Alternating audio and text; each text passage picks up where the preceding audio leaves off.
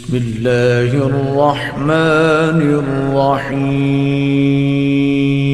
مومنین کرام، سب سے پہلے آپ کی چاہت، محبت اور خلوص کا بے حد شکریہ۔ ہمارے ساتھ کنیکٹ ہیں، چینل کو سبسکرائب کر رہے ہیں اور اپنی قیمتی رائے کا اظہار بھی کر رہے ہیں۔ پروردگار آپ کی دعاؤں کو قبول فرمائے، آپ کی مشکلات کو آسان فرمائے۔ ابو حمزہ صومالی سے روایت ہے کہ میں نے امام محمد باقر علیہ السلام سے شرف یاب ہونے کی اجازت طلب کی تو آپ علیہ السلام گھر سے باہر آئے جبکہ آپ کے ہونٹ ہل رہے تھے۔ آپ نے فرمایا، کیا تمہیں معلوم ہے کہ میں کیا کہہ رہا تھا؟ میں نے عرض کیا، جی ہاں قربان جاؤں، میں نے سن لیا ہے۔ فرمایا، میں وہ کلمات پڑھ رہا تھا کہ جو شخص یہ کلمات زبان پر لائے تو پروردگار اس کی ہر مشکل آسان اور ہر حاجت پوری فرمائے گا، خواہ وہ دینی ہو یا دنیاوی ہو۔ میں نے عرض کیا، قربان جاؤں وہ کلمات مجھے بھی بتائیے۔ آپ نے فرمایا، جو شخص اپنے گھر سے نکلتے وقت یہ کلمات اپنی زبان پر جاری رکھے تو اس کی سب مشکلیں حل ہو جائیں گی۔ وہ دعا کون سی ہے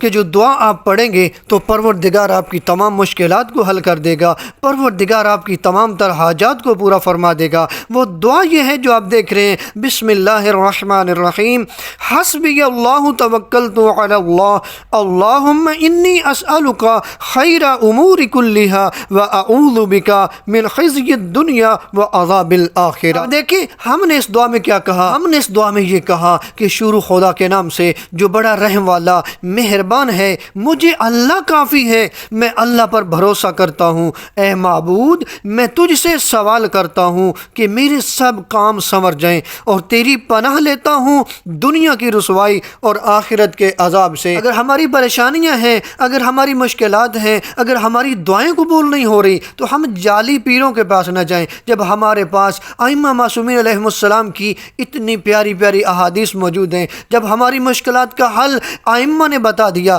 جب ہماری مشکلات کا حل قرآن نے بتا دیا، پھر کیوں ہم کسی اور کے دروازے پہ جائیں؟ ہم قرآن کی طرف آئیں گے یا وارثان قرآن کی طرف آئیں گے، ہماری جتنی مشکلات ہیں وہ حل ہو جائیں گی، ہماری جتنی دعائیں ہیں وہ قبول ہو جائیں گی، ہماری ہر حاجت پوری ہو جائے گی۔ دیکھا نا، ہمارے پانچویں امام فرما رہے ہیں، اگر یہ دعا آپ پڑھیں گے تو آپ کی ہر مشکل آسان ہو جائے گی، آپ کی ہر حاجت پوری ہو جائے گی، خواہ وہ حاجت دینی ہو یا دنیاوی ہو۔ ہمیں کوشش کرنی چاہیے، ہمیں ائمہ کے فرامین پہ عمل کر کے اسی کو ہی فالو کرنا چاہیے۔ پروردگار ہماری مشکلات کو آسان فرمائے۔